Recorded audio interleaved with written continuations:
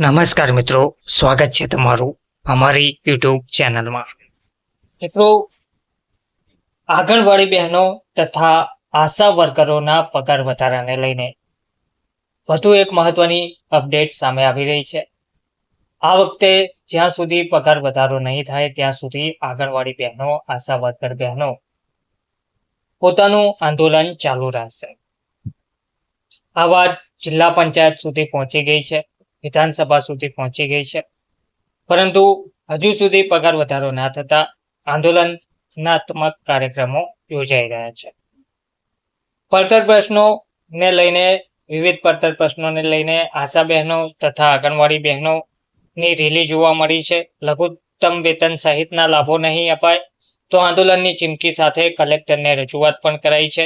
સમગ્ર રાજ્યમાં આશા વર્કર બહેનો, આંગણવાડી બહેનો તેમજ ફેસિલિટેટર બહેનોની છેલ્લા ઘણા સમયથી પડતર માંગોનો કોઈ ઉકેલ આવ્યો નથી, જેને ધ્યાને લઈને રાજ્યભરની બહેનોએ રેલી યોજી જિલ્લા કલેક્ટરને તેમજ રાજ્યમાં ડીડીઓને પડતર પ્રશ્નો અંગે આવેદનપત્ર પાઠવી ઉગ્ર રજૂઆત કરી હતી.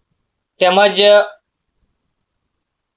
અંદાજે 1000થી પણ વધુ આશા વર્કર બહેનો અને આશા ફેસિલિટેટર બહેનો છેલ્લા ઘણા વર્ષોથી ફરજ બજાવે છે. સુરેન્દ્રનગર અને વઢવાણ શહેરી વિસ્તાર સહિત જિલ્લાભરમાં અને આરોગ્યને લગતી અલગ અલગ કામગીરી નિષ્ઠાપૂર્વક કરી રહ્યા છે. સરકાર દ્વારા આશા વર્કર બહેનોને લઘુત્તમ વેતન અને પૂરતો પગાર ચૂકવવાને બદલે માસિક ફિક્સ પગાર પેટે તેમને ફક્ત 2000 આપવામાં આવે છે. તેમજ આંગણવાડી બહેનોને 5500 અને કાર્યકરોને 10000 આપવામાં આવે છે. તેમજ આશા વર્કરો નામે 1850 જેટલી નજીવી રકમ માસિક ચૂકવવામાં આવી રહી છે, જેના કારણે આશા વર્કર બહેનોને કાળઝાળ મોંઘવારીમાં પરિવારનું ગુજરાન ચલાવવામાં પણ હાલાકી પડી રહી છે. તેમજ વર્ષોથી આરોગ્યનું જોખમ લઈ દિનરાત કામગીરી કરતા હોવા છતાં સરકાર દ્વારા કાયમી કરવામાં આવતા નથી. તેમજ ગમે ત્યારે આરોગ્ય વિભાગ ઉપરાંત અન્ય વિભાગને લગતી કામગીરી સોંપી શોષણ કરવામાં આવી રહ્યું છે. આંગણવાડી બહેનોની પરિસ્થિતિ તેવી જ છે. આ કાર્યકરોને 10000 આપવામાં આવે છે, તેની સામે વધારાની કામગીરી સોંપવામાં આવતી હોય છે.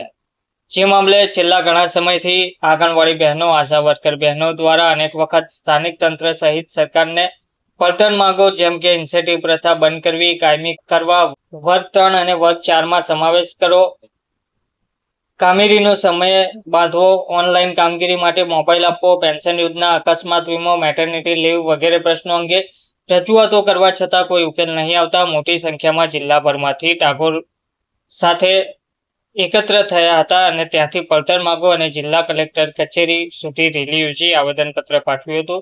તેમજ ત્યારબાદ જિલ્લા પંચાયત કચેરી ખાતે પણ ડીડીઓને રજૂઆત કરી હતી. સરકાર દ્વારા આગામી દિવસોમાં તમામ પડતર માંગો પૂરી કરવામાં નહીં આવે તો કામગીરીથી અળગા રહી ધરણા, ઉપવાસ, આંદોલન સહિતના આક્રમક કાર્યક્રમો આપવાની ચીમકી ઉચ્ચારી હતી. તેમજ સરકાર દ્વારા આંગણવાડી બહેનો, આશા વર્કર બહેનોને કાયમી કરી તે મુજબ માસિક પગાર અને પગાર ભથ્થાનો લાભ આપવામાં આવે તેવી પણ માંગ કરી હતી. ધન્યવાદ.